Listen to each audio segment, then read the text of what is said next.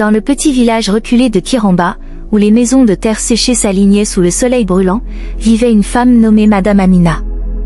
Elle était enseignante dans le lycée du village et connue de tous pour sa douceur, sa patience et son dévouement. Chaque élève savait qu'elle avait le cœur tendre et qu'elle se souciait profondément de chacun d'eux. Pourtant, derrière ses yeux attentifs, il y avait une force silencieuse, un lien invisible avec le monde spirituel qu'elle ne révélait jamais. Un matin, alors que le vent chaud traversait la cour de l'école, Amina entama son cours de littérature. Les voix des élèves résonnaient dans la salle tandis qu'ils notaient ses explications. Parmi eux, une élève appelée Liora se montra particulièrement insolente. Elle interrompit Amina, rit de manière moqueuse et refusa d'écouter ses instructions. Les yeux d'Amina s'assombrirent légèrement, mais sa voix resta calme. Liora, le respect est le fondement de toute connaissance. Apprends à écouter avant de parler. Liora haussa les épaules et murmura quelque chose de sarcastique. Amina, sachant que certaines leçons ne pouvaient être transmises qu'avec fermeté, leva doucement sa main et frappa légèrement le dos de la main de Liora avec sa règle. 3 petits coups. La jeune fille recula, les yeux brillants de colère. Elle ne dit rien, mais une étincelle malveillante semblait s'allumer en elle. Cette nuit-là, le village sombra dans un silence étrange. Liora, seule dans sa chambre, se concentra sur une petite amulette noire qu'elle avait reçue de ses ancêtres. Elle murmura des paroles anciennes, des incantations que peu de vivants osaient prononcer. Une lumière noire s'éleva autour d'elle, ondulant comme des flammes de ténèbres. « Elle m'a humiliée, elle doit payer », chuchota-t-elle. Les forces occultes autour d'elle répondirent, écoutant son désir de vengeance. Au matin, Amina se réveilla avec une sensation étrange. Sa main droite, celle qu'elle avait utilisée pour corriger Liora, était gonflée et chaude, comme si elle brûlait de l'intérieur. Ce n'est rien, pensa-t-elle, mais au fond de son cœur, une inquiétude sourde commençait à grandir. Elle appliqua une pommade apaisante et se rendit à l'école, ignorant encore que le véritable danger ne se voyait pas à l'œil nu. En entrant dans sa classe, elle sentit un frisson parcourir son échine. Liora, assise au premier rang, la regardait avec un sourire froid et étrange. « Tu verras, le temps nous le dira », murmura-t-elle, presque imperceptiblement. Amina frissonna et détourna le regard, décidant de ne pas réagir pour ne pas montrer sa peur. Les jours suivants, sa main continua de gonfler. La douleur devint persistante, brûlante, et chaque mouvement était une torture. Les médecins du village furent impuissants. Aucun diagnostic, aucune explication rationnelle. « Madame Amina, nous ne voyons rien d'anormal », lui dirent-ils. Mais elle savait que ce n'était pas naturel. Quelque chose de sombre l'attaquait, quelque chose qui ne se voyait pas avec des instruments médicaux. Un soir, son amie proche, Safira, une femme connue pour sa foi et son lien avec le monde spirituel, vint lui rendre visite. Elle observa la main gonflée et pâle d'Amina, puis posa sa main sur son épaule. « Amina, ce n'est pas une maladie ordinaire. Quelqu'un t'a attaqué par des voix invisibles, dit-elle d'une voix ferme mais douce. Amina, les larmes aux yeux, murmura, mais comment, pourquoi? Safira s'agenouilla, ferma les yeux et commença à prier. Ces mots résonnaient dans la petite maison, appelant la protection divine. Seigneur, toute main levée contre ta fille sera abaissée. Que toute puissance maléfique se brise et disparaisse au nom de la lumière éternelle. Soudain, l'air se fit lourd, la pièce se refroidit et une ombre se matérialisa devant elle. Liora apparut, mais pas comme un simple humain. Son corps flottait légèrement au-dessus du sol, ses yeux rouges brûlaient et une aura noire ondulait autour d'elle. « Tu m'as blessée, tu dois souffrir », cracha-t-elle. Amina recula, terrifiée, mais Safira resta ferme. « Qui es-tu vraiment ?» demanda-t-elle. L'ombre ricana, montrant ses dents comme des éclats de nuit. « Je suis le fruit de sa colère et de mon pouvoir », dit-elle. La bataille spirituelle commença. Safira et Amina prièrent avec toute leur force. La lumière divine jaillissait de leur cœur et de leurs mots, frappant l'ombre qui hurlait et se débattait. Le temps semblait s'étirer, chaque minute était un combat entre lumière et ténèbres. La douleur d'Amina s'intensifia, mais la foi de Safira ne faiblit pas. Après des heures de lutte invisible, l'ombre de Liora vacilla. « Ce n'est pas fini », murmura-t-elle avant de disparaître dans un souffle glacial. La pièce redevint calme.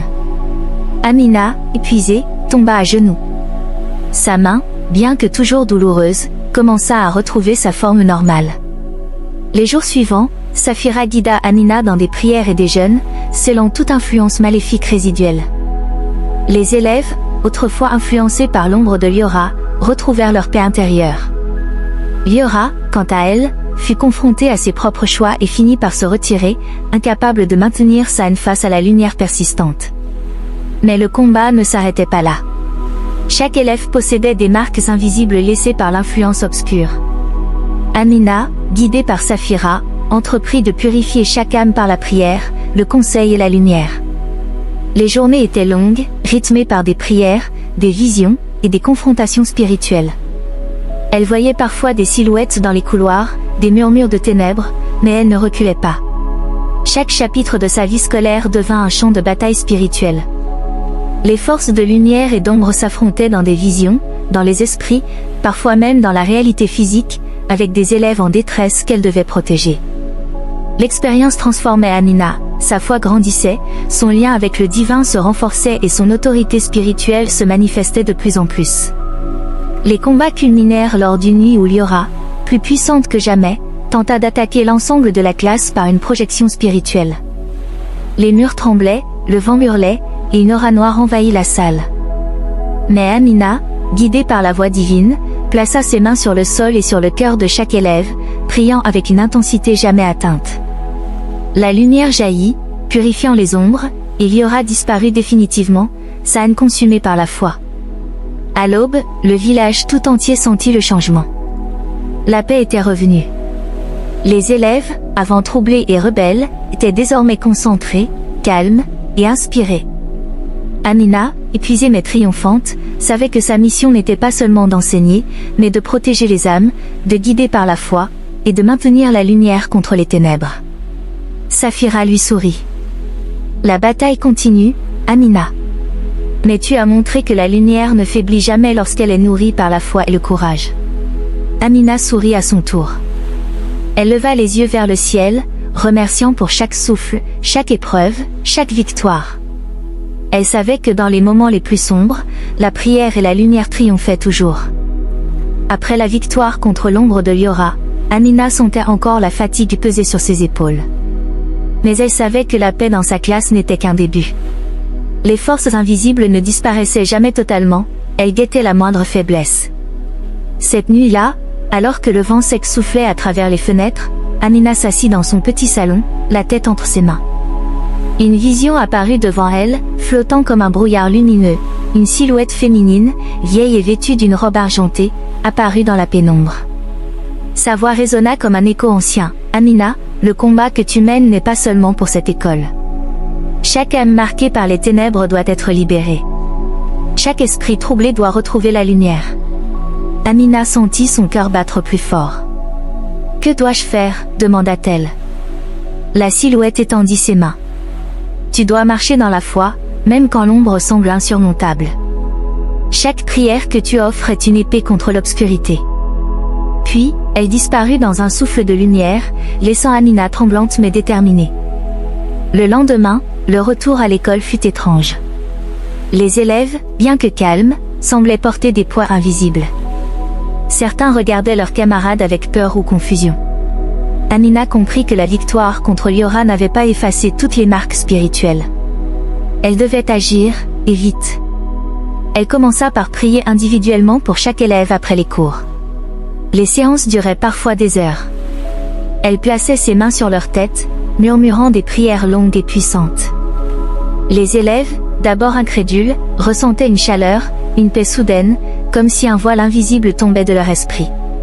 Certains pleuraient, d'autres souriaient pour la première fois depuis des semaines.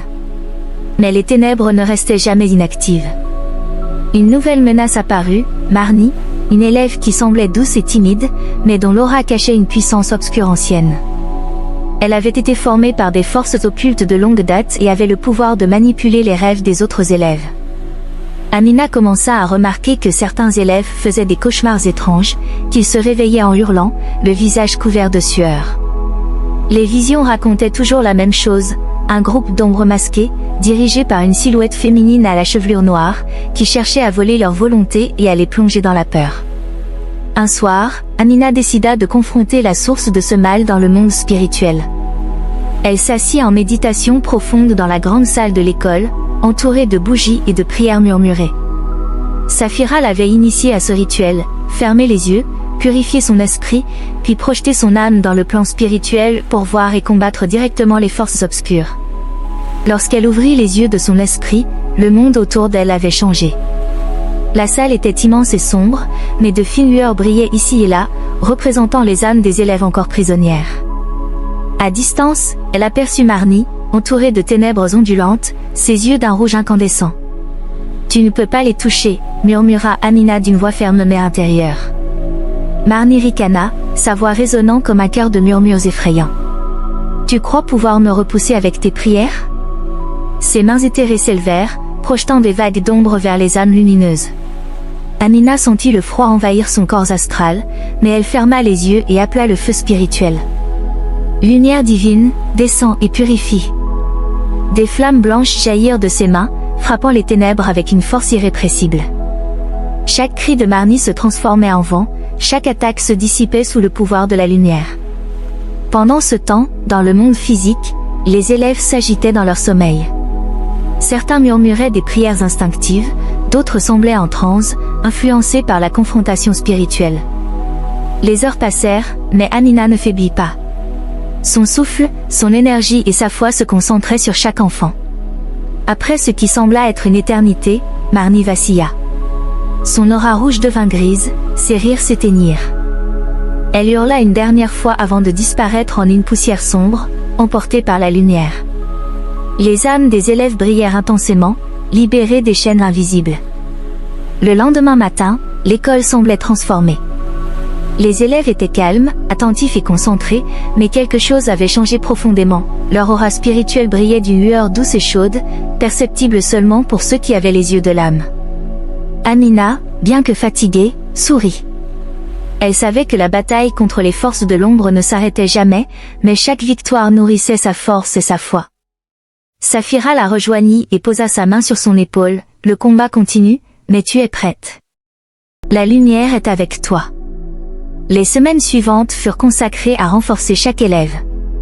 Chaque soir, elle priait, récitait des versets, et guidait les jeunes esprits vers la compréhension et la pureté.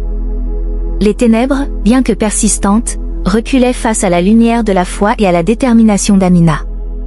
Une nuit, Amina fit un rêve prophétique. Elle vit une immense forêt, peuplée de créatures noires flottant au-dessus du sol. Chaque arbre représentait une âme humaine marquée par le mal. Au centre, une lumière éclatante se forma, c'était elle, avec Saphira, entourée de flammes divines.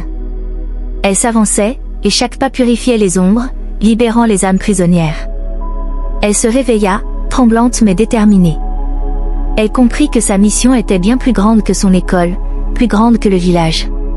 Chaque prière, chaque acte de foi, chaque confrontation spirituelle contribuait à un plan plus vaste, invisible aux yeux humains.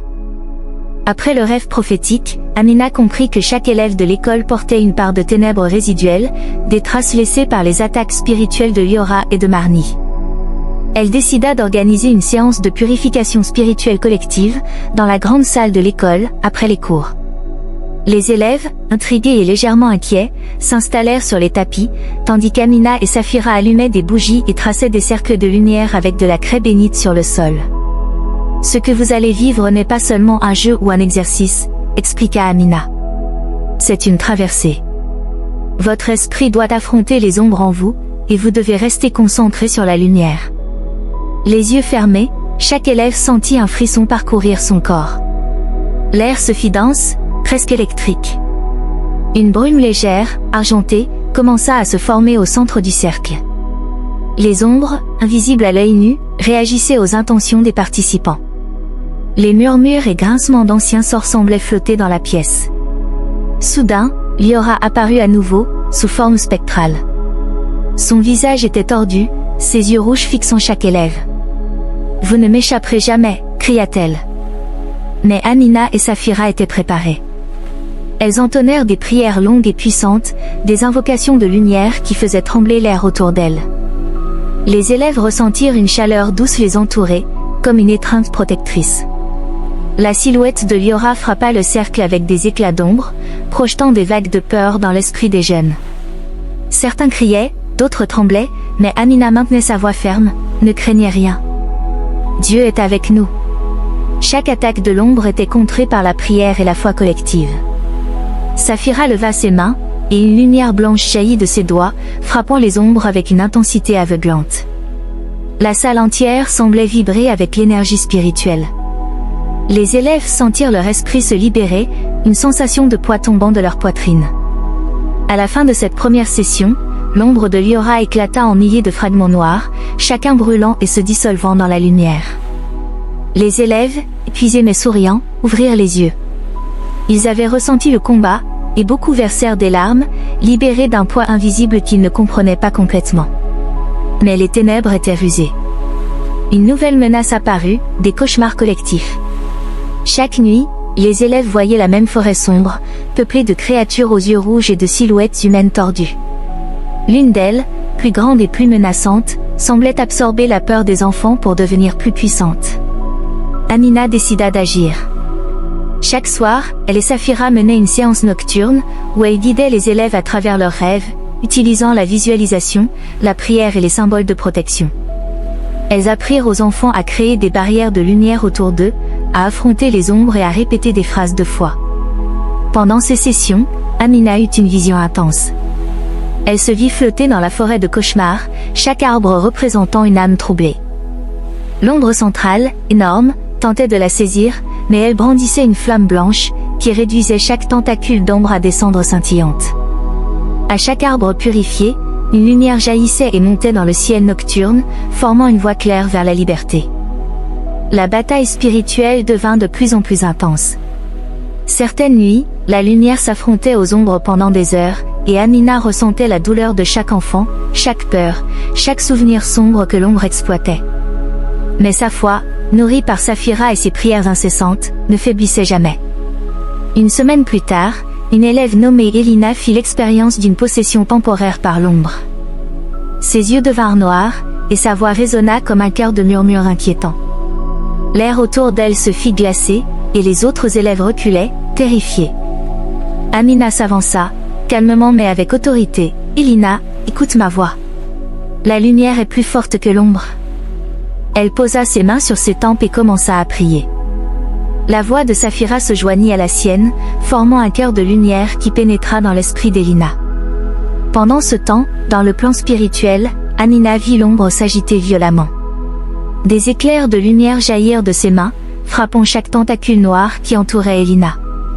Les yeux de l'élève clignaient, sa respiration s'accélérait, puis elle tomba en arrière, épuisée mais libérée. Ces confrontations se répétèrent pendant plusieurs jours, chaque soir apportant une nouvelle épreuve. Chaque nuit, Amina et Saphira affrontaient des visions plus puissantes, plus sombres, mais chaque victoire renforçait la lumière. Les élèves commencèrent à comprendre que la foi et la prière étaient de véritables armes, et certains commencèrent à prier avec elles, ressentant la puissance de leur propre esprit. Après 2 semaines, la salle de classe était devenue un sanctuaire. Les élèves dormaient paisiblement, protégés par la lumière et leur nouvelle barrière spirituelle. Les cauchemars s'estompaient, et la peur des ténèbres diminuait. Amina avait transformé son école en un lieu sûr, mais elle savait que le combat était loin d'être terminé. Elle avait reçu une nouvelle vision, au loin, dans un village voisin, une force obscure plus ancienne et plus puissante que Liora et Marnie attendaient, observant chaque mouvement. Mais cette fois, Amina ne se sentait pas seule. La foi, la lumière et la détermination de ses élèves formaient un bouclier invisible, prêt à affronter toutes les ombres.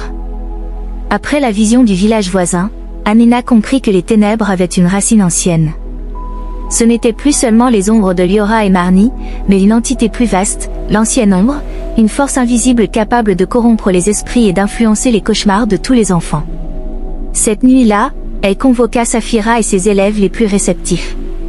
Ils s'assirent en cercle, leurs mains jointes, tandis qu'Amina traçait des symboles de protection sur le sol.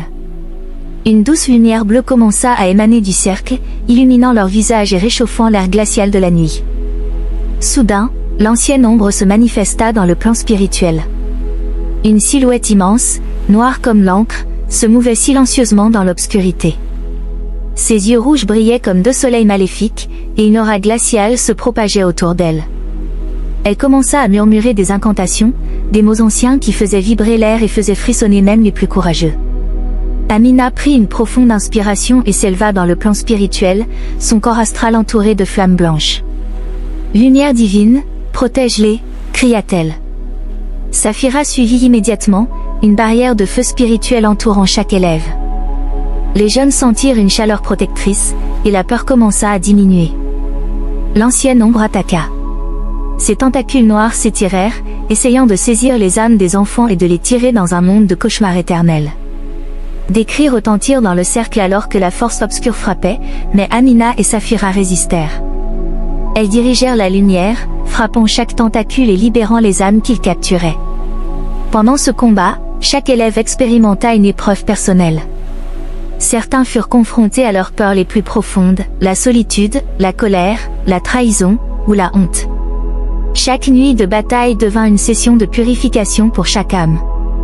Amina guidait les enfants, leur enseignant à transformer la peur en lumière, la douleur en force, et le désespoir en foi. Une nuit particulièrement intense, un élève nommé Léo, connu pour sa rébellion et son scepticisme, fut frappé par une vision terrifiante. Il se vit enfermé dans une cage de ténèbres, entouré de silhouettes qui murmuraient ses pires échecs et humiliations. La peur le paralysa, mais Amina, voyant son esprit en détresse, concentra ses prières sur lui. « Léo, écoute ma voix. La lumière est plus forte que l'ombre. Ta peur n'a pas le pouvoir sur toi. » La lumière blanche émana de ses mains et enveloppa Léo. Les tentacules noirs autour de lui commencèrent à brûler, ses cris se transformant en sanglots, puis en soulagement. Lorsqu'il ouvrit les yeux, la peur avait disparu, remplacée par une détermination nouvelle.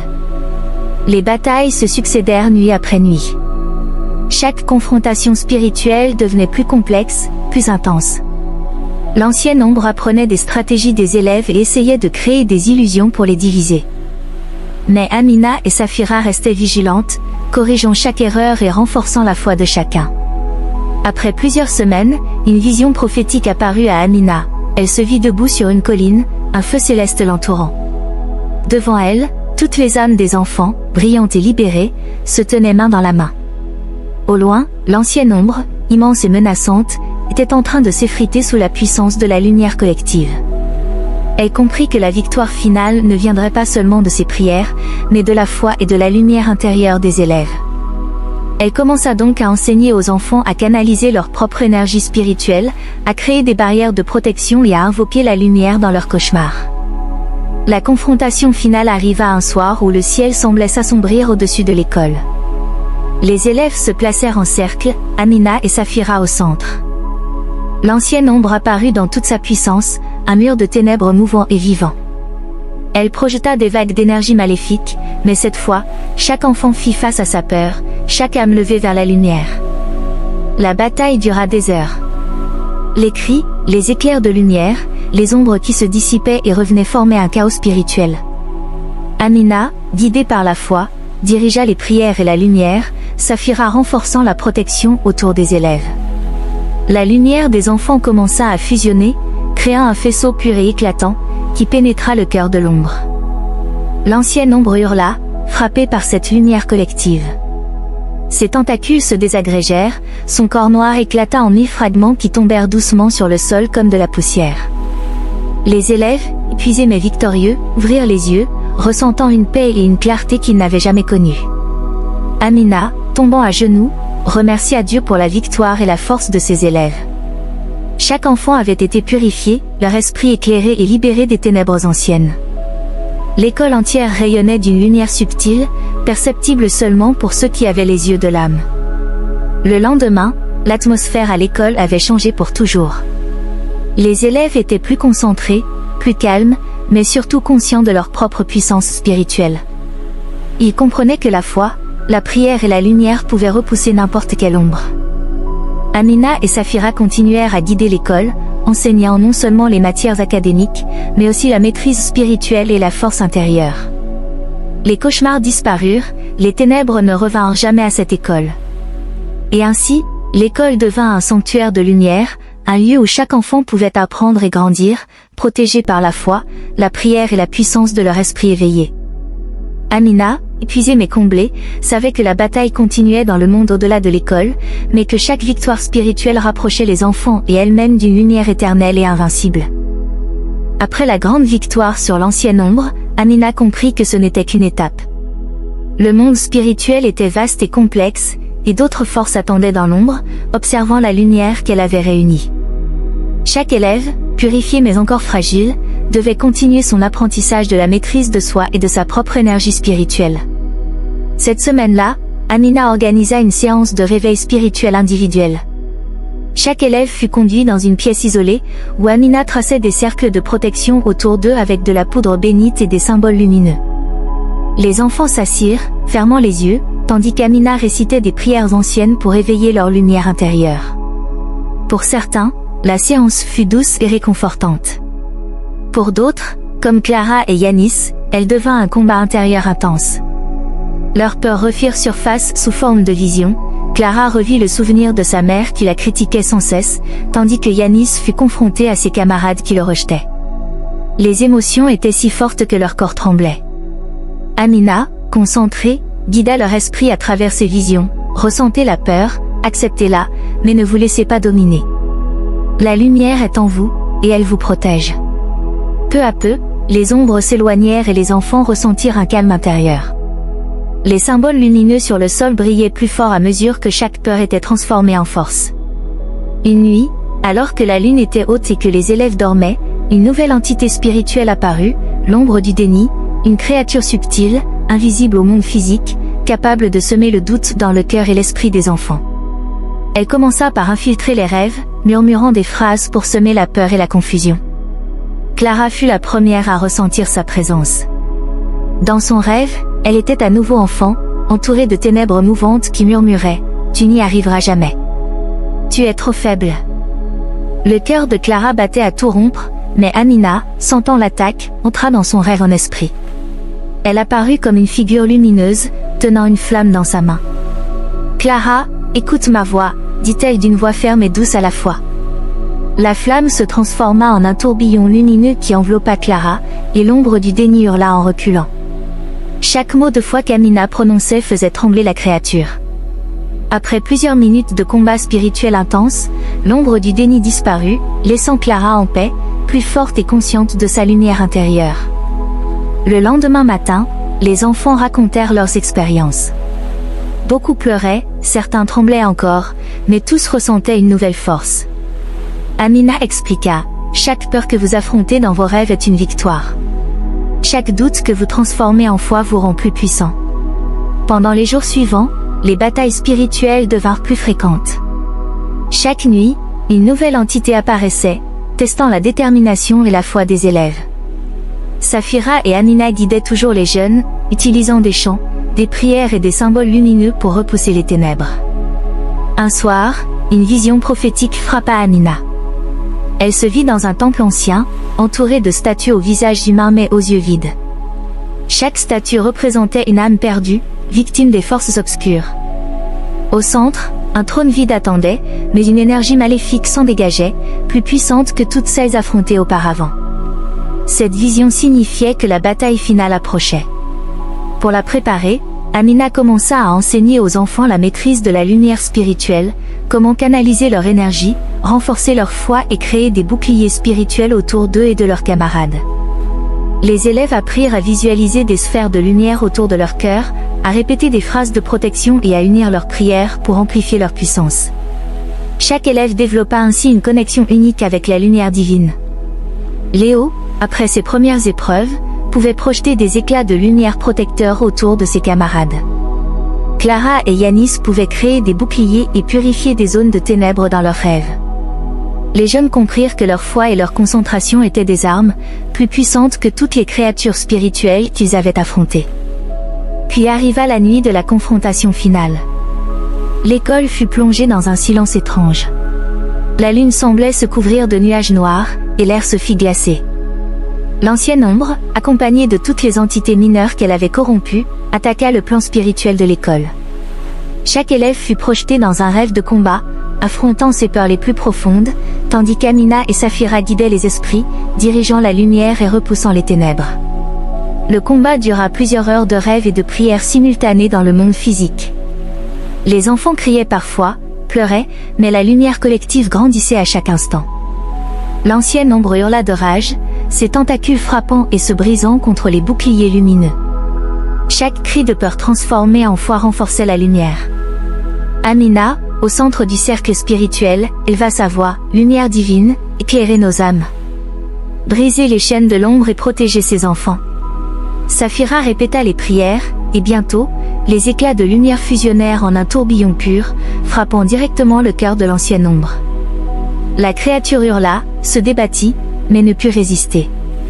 Chaque entité maléfique disparut, brûlée par la lumière pure. Les enfants s'éveillèrent un à un, le cœur léger, la peur disparut, mais la conscience de la bataille encore gravée dans leur esprit. Au matin, l'école rayonnait d'une atmosphère nouvelle. Les élèves étaient éveillés, confiants et connectés à leur lumière intérieure. Amina sourit, sachant que leur transformation était complète. Chaque nuit de bataille, chaque peur affrontée, chaque prière avait préparé ses enfants à devenir des êtres lumineux, capables de protéger leur propre esprit et d'inspirer les autres. Les semaines suivantes, Amina et Saphira poursuivirent l'enseignement spirituel, mais désormais sous une forme plus douce, méditation, prière collective, partage des expériences et apprentissage de la maîtrise de la lumière. Les élèves, une fois fragiles et effrayés, devenaient maintenant des jeunes conscients et forts, porteurs d'une lumière capable de repousser toute ombre. L'école entière devint un sanctuaire de lumière et de foi, un lieu où le surnaturel coexiste avec la réalité, où les ténèbres n'ont plus de pouvoir, et où chaque enfant peut grandir, libre et protégé. Amina, épuisée mais comblée, savait que la bataille contre les ténèbres n'était jamais vraiment terminée dans le monde, mais qu'avec foi et persévérance, chaque victoire rapprochait la lumière de la victoire totale. La première semaine après la grande victoire contre l'ancienne ombre fut consacrée à l'éveil spirituel. Chaque enfant reçut un symbole de lumière gravé sur le front par Amina, visible seulement dans le plan spirituel. Ce symbole représentait leur lien avec la lumière intérieure et leur protection contre les ténèbres. Chaque soir, les élèves étaient invités à s'asseoir dans la salle de méditation de l'école. Des bougies bleues et blanches étaient disposées en cercle, et Amina récitait des prières anciennes, appelant les énergies divines à purifier leurs esprits et à renforcer leur foi. Les élèves fermaient les yeux, et bientôt, chacun ressentait une chaleur douce parcourir son corps, une énergie qui se déployait autour de lui comme un bouclier invisible. Mais les ténèbres n'étaient jamais loin. La première attaque survint la deuxième nuit. Une entité mineure, l'ombre du mensonge, entra dans le rêve de Yanis. Dans ce rêve, il revit des scènes où ses camarades se moquaient de lui, amplifiés par la créature pour semer le doute et la colère. Yanis, apeuré, tenta de fuir, mais Amina apparut dans son rêve, sa silhouette brillante éclairant l'obscurité. « Ne crains pas, Yanis. Transforme la peur en lumière, » murmura Amina. En suivant ses instructions, Yanis visualisa son cœur s'illuminer et des boucliers de lumière se former autour de lui. L'ombre du mensonge hurla et se dissipa, incapable de pénétrer la barrière de foi. Chaque élève affronta alors sa propre entité. Clara fut confrontée à ses regrets et à ses doutes, Léo à sa colère et son arrogance, Emma à la solitude ressentie dans son enfance. À travers ces épreuves, chaque enfant apprit que la peur n'avait de pouvoir que si elle n'était pas reconnue et transformée en lumière. Amina introduisit alors des rituels nocturnes plus avancés. Chaque soir, elle plaçait les enfants dans un cercle de protection, traçait des symboles lumineux et récitait des incantations de lumière. Chaque élève devait méditer, visualiser la lumière pénétrant chaque partie de son corps, et ressentir la purification de son esprit. Pendant ces rituels, certaines entités tentaient d'interférer. L'ombre de la haine apparut pour provoquer des disputes entre élèves, l'ombre de l'avidité tenta d'attirer leur attention vers des désirs matériels au lieu de leur foi. Chaque fois, Amina et Saphira intervenaient, guidant les enfants à canaliser leur énergie spirituelle et à unir leurs prières pour repousser les forces obscures. Une nuit particulièrement intense, une tempête spirituelle se déclencha. Le vent hurlait dans la salle de méditation, les bougies vacillaient, et des formes noires apparaissaient autour du cercle. Les élèves tremblaient, mais Amina leur cria, « Ne laissez pas la peur vous dominer. Visualisez votre lumière. » À ce moment, les enfants unirent leur énergie. Les symboles lumineux sur leur front commencèrent à briller intensément. Un faisceau collectif de lumière éclata dans la pièce, dispersant la tempête et réduisant les ombres en poussière noire. Alors que les élèves se renforçaient, Amina eut plusieurs visions prophétiques. Elle voyait des lieux lointains où des enfants étaient victimes d'entités similaires, des villages envahis par des cauchemars et des ténèbres invisibles. Ces visions lui indiquaient que la bataille était plus vaste que l'école et qu'il devait se préparer à des confrontations encore plus puissantes. Dans une de ces visions, Amina se vit sur une montagne entourée d'éclairs et de nuages noirs. Devant elle se tenait un être colossal, l'ombre majeure, entouré d'un cercle d'entités corrompues. Chaque élève devait affronter son double sombre, une manifestation de ses peurs et faiblesses les plus profondes. Cette vision permit à Amina de préparer ses élèves pour la prochaine phase, la maîtrise de leur lumière intérieure dans des confrontations spirituelles simultanées. Chaque nuit suivante, chaque enfant eut sa propre épreuve. Clara affronta un miroir dans lequel toutes ses erreurs semblaient prendre vie. Elle devait apprendre à accepter ses faiblesses et à se pardonner. Léo fut plongé dans un labyrinthe de ténèbres, confronté à son arrogance et à son scepticisme. Chaque passage était une leçon de patience et d'humilité. Yanis affronta un monstre qui reproduisait les moqueries et rejets qu'il avait subis dans son enfance, et devait transformer sa colère en force protectrice. Pendant ces épreuves, Amina et Safira guidaient leurs esprits depuis le cercle central, utilisant prière et visualisation pour amplifier leur pouvoir spirituel et les protéger contre les entités maléfiques. La bataille finale dura plusieurs nuits consécutives. L'ancienne ombre et toutes les entités mineures attaquèrent simultanément. Les élèves furent projetés dans des rêves de combat intensifs, chacun affrontant ses peurs dans des dimensions spirituelles différentes. Chaque mouvement, chaque cri, chaque prière devenait une arme. Les enfants apprirent à canaliser leur lumière pour frapper les ombres et purifier les zones corrompues. Amina dirigeait l'ensemble, combinant prières, chants sacrés et symboles lumineux pour créer une onde de lumière puissante. Après des heures de combats intenses, chaque entité fut affaiblie, l'ancienne ombre hurla et disparut, réduite en fragments de ténèbres dissipés par la lumière collective des enfants. Après cette victoire, Amina enseigna aux enfants à maintenir leur lumière et à détecter les présences spirituelles malveillantes. Chaque élève devint conscient de son propre pouvoir et de sa responsabilité pour protéger les autres. L'école devint un centre de lumière, un lieu sûr où chaque enfant pouvait apprendre et grandir, protégé par la foi et la maîtrise spirituelle. Les batailles spirituelles ne cesseront jamais totalement, mais chaque victoire préparait les élèves à affronter les ténèbres avec courage, foi et lumière. Après des semaines de batailles spirituelles, de visions et de rituels, le calme sembla enfin revenir à l'école. Les élèves, épuisés mais transformés, commençaient à ressentir la paix intérieure. Chaque enfant avait affronté ses peurs et ses doutes, et la lumière qui brillait désormais en eux était plus forte que jamais. Amina, debout au centre de la grande salle, observa ses élèves. « Vous avez tous fait preuve de courage, » dit-elle d'une voix douce mais ferme. « La lumière est en vous. Les ténèbres n'ont plus de pouvoir sur vous, tant que vous garderez votre foi et votre confiance en elles. » Clara, Léo, Yanis et les autres se levèrent, le cœur léger mais vigilant. Ils savaient que d'autres entités pourraient apparaître dans le futur, mais ils avaient maintenant appris à les reconnaître et à les combattre avec la lumière intérieure. Cette nuit-là, une dernière apparition se manifesta dans le plan spirituel, une silhouette sombre immense, l'ombre majeure. Elle s'avança, mais cette fois, elle ne vint pas seule pour attaquer. Elle semblait différente. Elle parlait dans un murmure qui faisait trembler l'air. « Vous avez gagné, mais votre lumière grandira encore, et je devrai m'incliner. » Amina leva la main et récita une dernière prière collective. Les enfants joignirent leurs mains, créant un cercle de lumière intense. L'ombre majeure, frappée par cette puissance collective, se dissipa lentement, laissant derrière elle une énergie purifiée et bienveillante. Le lendemain matin, le ciel était clair, lumineux. La brume sombre qui avait enveloppé l'école disparaissait peu à peu. Les élèves marchaient dans la cour, leurs visages illuminés par la joie et la confiance retrouvée. La lumière qui émanait d'eux semblait palpable, presque tangible. Amina s'assit sur le banc principal et observa chaque enfant. Elle savait que la bataille spirituelle n'était jamais totalement terminée dans le monde, mais que chaque victoire préparait les jeunes à devenir des gardiens de la lumière.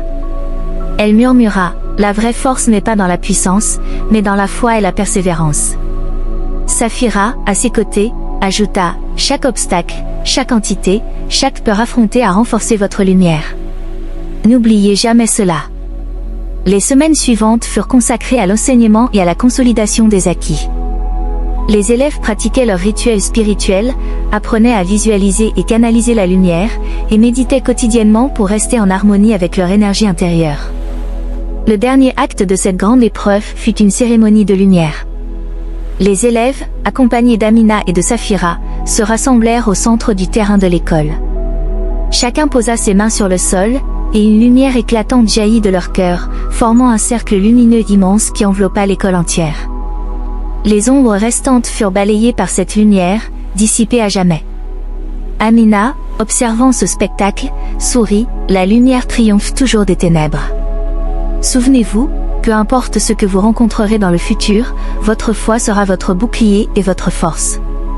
Les enfants levèrent les yeux vers le ciel, le cœur rempli de gratitude et de confiance.